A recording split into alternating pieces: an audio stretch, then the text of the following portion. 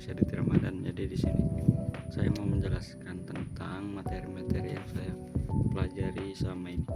Yang pertama itu ada pemrograman terstruktur versus OOP. Jadi ada dua cara pandang utama dalam membuat program. Yang pertama ada program terstruktur. Ini program berfokus pada urutan langkah atau sistematis dan logis berdasarkan algoritma yang sederhana, sangat efisien untuk program yang masih sederhana dan mudah dirawat. Terus yang kedua ada pemrograman berorientasi objek atau OOP. Ini berfokus pada objek yang saling berinteraksi. Data dan fungsi dibungkus jadi satu kesatuan. Terus keunggulan ini dia mampu membuat program besar lebih mudah dibaca atau dikontrol kerumitannya. Dan gampangnya kalau mau tambah atau hapus fitur dia lebih gampang. Terus apa itu bang? Kelas dan objek. Jadi ada dua istilah. Ini adalah fondasi paling penting di OOP. Yang pertama ada kelas atau kelas. Ini adalah cetakan, blueprint atau rancangan. Kelas ini mendefinisikan atribut yang biasanya disebut data atau variabel, dan metode yaitu tingkah laku atau fungsi. Lalu ada objek. Objek ini adalah hasil nyata atau cetakan dari kelas tersebut yang instance. Jadi satu kelas bisa dipakai untuk membuat banyak objek. Reusability. Contoh gampangnya gini. Yang pertama tuh kelasnya adalah mobil. Mobil ini punya rancangan variabel warna, merek, kecepatan, dan metode seperti belok dan juga rem. Terus ada objek A. Mobil ini punya rahasia, warna biru, merek Mitsubishi, kecepatan 50 km/h. Untuk objek B, mobil ini punya teman. Untuk objek B, mobil punya teman, yaitu warna merah, merek Toyota, kecepatan 100 km/h. Terus yang ketiga ada 3 pilar utama OOP atau metodologi. OOP ini punya 3 sifat dasar yang wajib ada. Yang pertama ada encapsulation atau pengkapsulan dan atau pemodulan. Metode ini membungkus data dan fungsinya menjadikan satu kesatuan di dalam kelas. Konsep ini erat dengan information hiding atau menyembunyikan detail proses. Contohnya seperti kita menyetir mobil, cukup tahu cara pakai pedal gas dan setir saja. Kita tidak perlu tahu fungsinya, cara kerjanya, mesin di dalamnya. Yang penting mobilnya jalan dengan baik. Terus yang kedua ada inheritance atau pewarisan atau penurunan. Sebuah kelas baru bisa diturunkan dari kelas yang sudah ada, seperti orang tua atau superkelas, sehingga otomatis mewarisi bersifat induknya. Keuntungan itu pemrogramer tidak perlu tulis kode dari nol lagi. Terus ada contoh hierarki, yaitu misalnya kendaraan bermotor, itu induknya diturunkan ke sepeda motor atau diturunkan lagi menjadi sepeda motor 2 tak atau 4 tak sampai ke merek spesifik seperti Honda atau Yamaha. Yang ketiga ada polymorphism.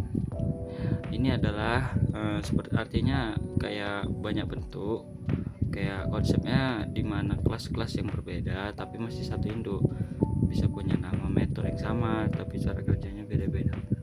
Terus ada contohnya kayak tombol play pada tape recorder and CD player.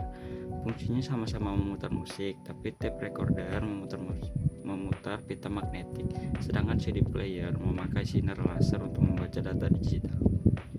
Yang keempat ada bahasa pemrograman pendukung. Banyak bahasa populer yang sudah mendukung OOP.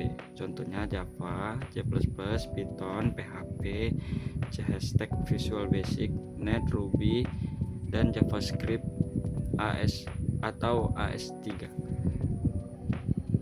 Nah, jadi itulah materi yang pertama. Oke, selanjutnya ada pemrograman berorientasi objek atau OOP. Nah, yang singkat, padat, jelas, dan langsung pada intinya. Terus yang pertama ini ada objek. Jadi di dunia nyata semua hal di sekitar kita adalah objek. Misalnya kucing atau sepeda. Setiap objek selalu memiliki dua elemen penting. Yang pertama ada state, ciri-ciri atau atribut yang melekat pada objek. Contoh, pada kucing, dia memiliki ciri-ciri seperti warna bulu, nama, dan jumlah kaki. Terus ada behavior, tingkah laku atau aksi yang bisa dilakukan objek. Contoh, pada kucing dia bisa mengeong, berjalan, dan juga makan. Ketika dibawa ke dalam dunia software atau pemrograman, state diubah menjadi field atau variabel atau juga atribut. Terus behavior ini diubah menjadi metode atau fungsi. Terus ada juga kelas. Kelas ini adalah blueprint atau cetakan rahasia seperti yang kita jelaskan tadi. Jadi objek ini adalah hasil instansiasi atau produk nyata yang dicetak dari kelas tersebut. Dari satu kelas kita bisa membuat objek dalam jumlah yang tak terbatas. Terus ada kelas diagram. Kelas diagram ini adalah jembatan visual untuk mempresentasikan kondisi dunia nyata ke dalam bentuk diagram kotak sebelum diubah menjadi kode program. Strukturnya terbagi menjadi 3 bagian vertikal. Yang pertama ada bagian atas yaitu nama kelas, terus ada bagian tengah namanya stage atau field, terus ada bagian bawah ada namanya behavior atau method. Terus ada implementasi kode dasar yaitu sintaks. Untuk membuat kelas menggunakan kata kunci kelas dan untuk membungkus data field dan juga method. Nanti saya akan tampilkan kata kuncinya. Lalu untuk membuat objek dia menggunakan kata kunci new untuk mencetak objek baru dari kelas. Nanti juga saya akan tampilkan kata kuncinya. Lalu yang ketiga adalah untuk mengakses data, dia menggunakan tanda titik setelah nama objek untuk memanggil field atau method. Nanti saya juga akan tampilkan kata kuncinya. Oke, jadi itu saja untuk materinya. Kita lanjut ke materi selanjutnya.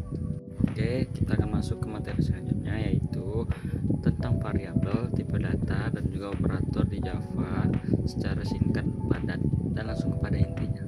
Oke, yang pertama ada variabel. Jadi, definisi dari variabel ini adalah tempat untuk menyimpan data di dalam ruang atau memori komputer ya.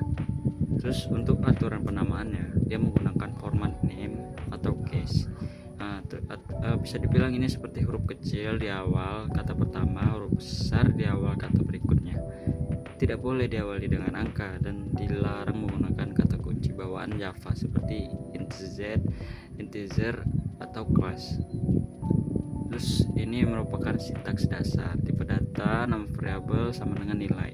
Begitu. Untuk yang kedua ada tipe data. Dua kategori utama tipe data di Java. Yang pertama ini ada tipe data kategori primitif. Dia menyimpan nilai secara langsung. Contohnya seperti bilangan bulat, bilangan desimal, karakter tunggal, dan juga logika. Yang kedua ada kategori non primitif. Ini menyimpan referensi objek seperti string dan juga array. Untuk yang ketiga ada operator. Operator ini adalah alat untuk melakukan operasi atau manipulasi data. Dia yang pertama itu terbagi menjadi 5. Yang pertama ada aritmatika yang digunakan untuk berhitung, meliputi jumlah, pengurangan, perkalian, pembagian, dan sisa bagi atau modulus. Yang kedua ada perbandingan. Ini membandingkan dua nilai dan menghasilkan nilai boolean seperti sama dengan, tidak sama dengan, serta tanda lebih besar atau lebih kecil. Terus yang ketiga ada logika yang menghubungkan kondisi boolean meliputi and atau benar jika keduanya true, or benar jika salah satu true, dan not membalikkan nilai. Yang keempat ada penugasan atau assignment yang mengisi sekaligus mengubah nilai variabel secara ringkas. Contohnya plus sama dengan, kurang sama dengan, bintang sama kali sama dengan, bagi sama dengan, dan juga persen sama dengan. Yang terakhir ada increment atau decrement. Ini menambah satu nilai atau mengurangi satu nilai pada variabel. Jadi mungkin itu saja untuk penjelasan materi ini. Kita lanjut ke materi selanjutnya. Baik, untuk materi kita yang keempat, di sini ada materi tentang control flow atau alur kendali. Dalam pemrograman, khususnya yang menggunakan sintaks Java, control flow ini digunakan untuk mengatur jalannya eksekusi pemrograman berdasarkan kondisi atau aturan tertentu. Secara garis besar, control flow ini dibagi menjadi 3 kategori utama. Yang pertama ada decision making atau pengkondisian atau percabangan. Jadi ini digunakan untuk memilih jalur eksekusi berdasarkan nilai yang benar atau true, atau nilai yang salah atau yaitu false dari suatu ekspresi boolean. Ini ada if then ini dia mengeksekusi blok kode hanya jika kondisi bernilai benar. Jika salah, blok tersebut dilewati. Terus yang kedua ada if then else. Ini menyediakan jalur alternatif. Blok if dijalankan jika benar, blok else dijalankan jika salah. Bisa ditambahkan else if jika memiliki lebih dari 2 kondisi. Selanjutnya ada switch. Ini biasanya digunakan untuk percabangan bisa dibilang multi kondisi yang memeriksa satu variabel terhadap beberapa nilai konstanta atau case. Bekerja pada tipe data bilangan bulat seperti byte, short, integer, long, char, dan string. Yang kedua ini ada looping, yaitu perulangan. Ini biasa digunakan untuk menjalankan blok perintah secara berulang-ulang selama kondisi tersebut terpenuhi.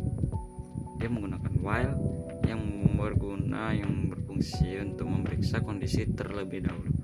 Jika benar, blok kode di dalamnya akan dieksekusi. Perulangan bisa saja tidak berjalan sama sekali jika kondisi pertamanya sudah salah. Terus yang kedua dia menggunakan do while yang bertujuan untuk mengeksekusi blok kode terlebih dahulu minimal 1 kali, baru kemudian memeriksa kondisi di akhir. Yang ketiga dia menggunakan for yang bertujuan untuk perulangan yang struktur lebih ringkas. Dia menggabungkan inisialisasi nilai awal, terminasi atau kondisi batas, dan increment atau decrement dalam satu baris. Lalu nested loop ini atau bersarang. Kamu juga bisa memasukkan struktur if di dalam if nested if atau perulangan di dalam perulangan nested loop untuk logika yang lebih kompleks. Yang ketiga ada branching statement. Yang ketiga ada branching statement atau pernyataan lompatan. Digunakan untuk mengubah alur perulangan atau keluar dari sebuah metode secara paksa. Dia menggunakan break, yaitu untuk menghentikan paksa dan keluar dari blok perulangan, seperti for, while, dan do while atau switch. Bisa berupa unlabeled atau menghentikan, bisa berupa unlabeled atau menghentikan perulangan terdekat, atau labeled yang artinya menghentikan perulangan yang ditandai label spesifik. Terus dia menggunakan juga continue, yaitu untuk melewati sisa perintah di bawahnya dalam satu iterasi saat itu dan langsung melompat ke perulangan berikutnya. Juga tersedia dalam bentuk unlabeled dan labeled. Yang terakhir ada dia menggunakan return yang digunakan untuk keluar dari sebuah metode. Dapat digunakan dengan mengirimkan nilai balik atau return value ataupun tanpa mengirimkan nilai. Oke, kita lanjut ke materi berikutnya. Di materi kali ini kita akan membahas tentang package pada Java. Jadi yang pertama kita harus tahu dulu apa itu package.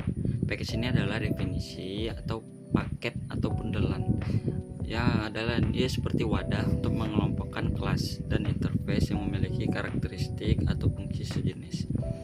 Package ini memiliki jenis-jenis. Yang pertama ada library atau API, artinya adalah seperti package bawaan yang sudah disediakan oleh Java dan siap pakai. Yang kedua ini ada paketan buat sendiri, package buat sendiri, ya kan. Jadi package yang biasanya kita deklarisasikan untuk sendiri dan merapik. Yang kedua ada package buatan sendiri. Ini biasanya package yang kita deklarisasikan. Yang kedua ada package buatan sendiri. Yang kedua ada package buatan sendiri, yaitu package yang kita deklarasikan. Yang kedua ada package buatan sendiri, yaitu package yang kita deklarasikan sendiri untuk merapikan kode program. Yang kedua, lalu apa itu deklarasi package dan subpackage? Selanjutnya kita akan membahas deklarasi package dan subpackage. Yang pertama dia ada aturan penamaannya. Dia harus ditulis di baris paling atas kode program sebelum deklarasi kelas. Diawali dengan huruf kecil dan tidak boleh menggunakan spasi. Oke, lalu dia masuk ke deklarasi package dasar. Nanti saya akan kirim kodenya.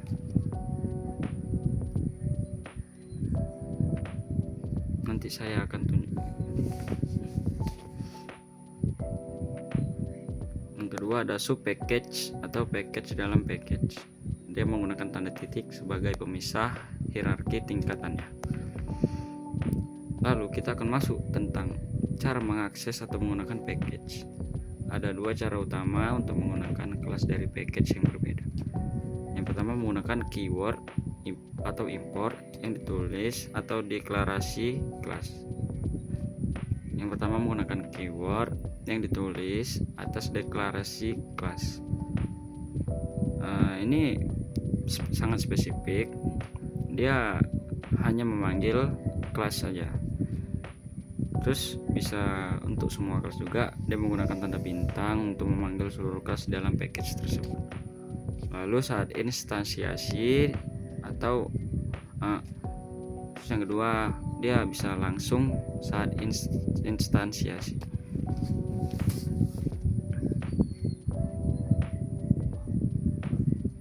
Lalu untuk cara yang kedua dia bisa langsung saat instansiasi. Untuk cara kedua dia langsung saat instansiasi atau bisa dibilang tanpa keyword, dengan menuliskan nama package lengkap sebelum nama kelas saat membuat objek. Untuk materi selanjutnya kita akan membahas tentang inheritance atau pewarisan pada OOP Java. Jadi konsep dasar inheritance ini. Oke, untuk materi selanjutnya kita akan membahas tentang inheritance atau pewarisan pada OOP Java. Jadi konsep dasarnya inheritance ini adalah salah satu fitur utama Object Oriented Programming atau OOP yang memungkinkan sebuah kelas untuk menurunkan membernya atau atribut atau variabel dan juga metode ke kelas yang lain. Dia ada parent class, ada child class, ada sifat pewarisan, ada akar utama. Kita akan jelaskan satu-satu. Yang pertama parent class atau superclass, kelas yang berada di tingkat yang lebih atas dalam hierarki dan mewariskan membernya. Yang kedua child class atau subclass, kelas yang berada di tingkat bawah dalam hierarki yang menerima warisan member dan bertindak sebagai perluasan dari superclass. Yang ketiga sifat pewarisan, jika kelas B turunan dari kelas A maka B memiliki sebuah member A. Jika kelas C diturunkan dari B maka C memiliki semua member B sekaligus member A. Jadi terus selanjutnya ada akar utama. Di Java semua kelas secara implisit merupakan turunan dari kelas tertinggi bernama Java Lang Object.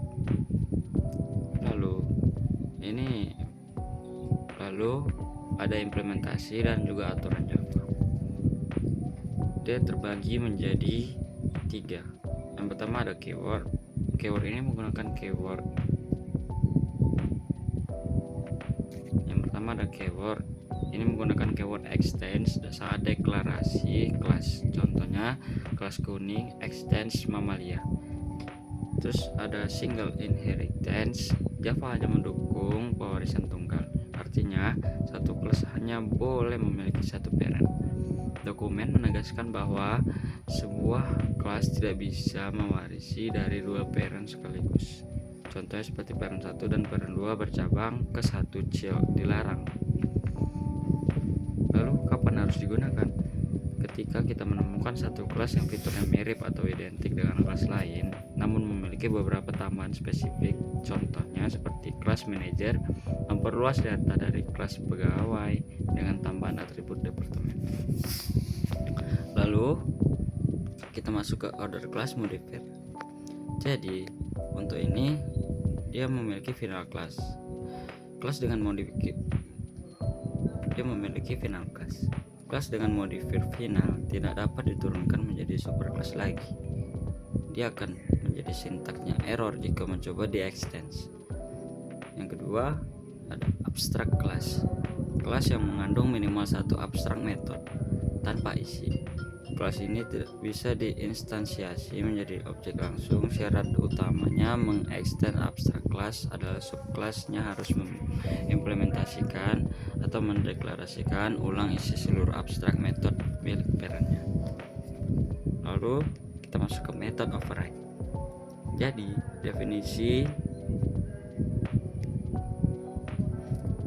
lalu kita masuk ke method override. Ini memiliki 3 bagian. Yang pertama definisi, deklarasi ulang suatu metode milik superclass di dalam subclass. Terus dia juga memiliki tujuan, yaitu mengubah isi atau perilaku body metode agar sesuai dengan kebutuhan spesifik subclass. Merupakan bentuk implementasi dari konsep polymorphism. Lalu juga ada syaratnya, seperti nama metode, parameter dan tipe data harus sama persis dengan yang sama yang ada di superclass. Lalu kita akan membahas tentang konstruktor pada inheritance. Dia memiliki alur eksekusi. Saat sebuah objek dari subclass diinstalisasi, konstruktor milik superclass atau juga parent akan dipanggil dan dieksekusi terlebih dahulu secara implisit untuk inisialisasi awal. Setelah konstruktor parent selesai, barulah pertanyaan di dalam konstruktor subclass dijalankan. Lalu kita akan membahas tentang keyword this dan super. Keduanya digunakan untuk mengakses member kelas tetapi memiliki target yang berbeda. Dia tidak dapat digunakan pada metode bertipe statik. Dia memiliki dia seperti this, dia merujuk pada member atau atribut metode atau konstruktor yang ada di kelas itu sendiri. Terus ada this atribut dan this method. Memanggil milik kelas sendiri useful untuk membedakan variabel lokal parameter dengan variabel instance kelas. Lalu ada this yang gunanya untuk memanggil konstruktor lain di kelas yang sama. Harus diletakkan di baris pertama di dalam konstruktor. Lalu ada super, dia ini merujuk kepada member atau atribut metode atau konstruktor yang ada di superclass atau parent. Untuk materi selanjutnya kita akan membahas string ya. Tapi yang uniknya, string di Java ini bukan tipe data biasa, tapi dia itu sebuah kelas. Jadi setiap kali kita bikin variabel string, si Java itu sebenarnya langsung buatin satu objek baru di belakang layar. Bedanya string versus char apa? Biar nggak ketukar sama char, bedanya gampang banget. Char itu cuma bisa nampung satu huruf doang dan menulisnya pakai petik tunggal. Sementara string itu bisa nampung banyak huruf alias kalimat utuh dan nulisnya wajib pakai petik 2. Terakhir, char itu tipe data primitif atau biasa, sedangkan string itu tipe data objek atau reference. Lalu cara bikin string atau deklarasi. Buat bikin string, cara yang paling sering kita pakai adalah cara langsung. Tinggal ketik string nama sama dengan petik 2 Cinta Laura. Tapi karena string itu aslinya objek, kita juga bisa pakai gaya instansiasi objek yang ada. Kata new kayak string nama sama dengan new string. Dua-duanya sama aja fungsinya. Lalu cara gabungin tulisan. Kalau mau gabungin dua tulisan di Java gimana? Gampang banget, tinggal ditambahi aja pakai simbol plus. Contohnya kalau kita punya teks aku cinta ditambah bahasa Java, pas digabung hasilnya otomatis jadi aku cinta bahasa Java. Lalu ada juga fitur instan atau metode bawaan string. Enaknya karena string ini sebuah kelas, dia punya banyak fitur instan atau fungsi siap pakai. Ini beberapa yang paling sering kepakai. Yang pertama ada length. Ini bertujuan untuk buat hitung ada berapa total huruf di dalam teks itu. Lalu ada substring buat memotong tulisan, misalnya kita cuma mau ambil kata di belakangnya aja. Lalu ada char add buat ngintip huruf di urutan tertentu, itu huruf apa sih gitu. Lalu ada to uppercase dan juga to lowercase buat mengubah tulisan jadi huruf besar atau huruf kecil secara otomatis. Gimana kalau versinya kayak gini, lebih enak kan, dan juga lebih gampang dihafal. Oke, kita akan lanjut ke materi selanjutnya.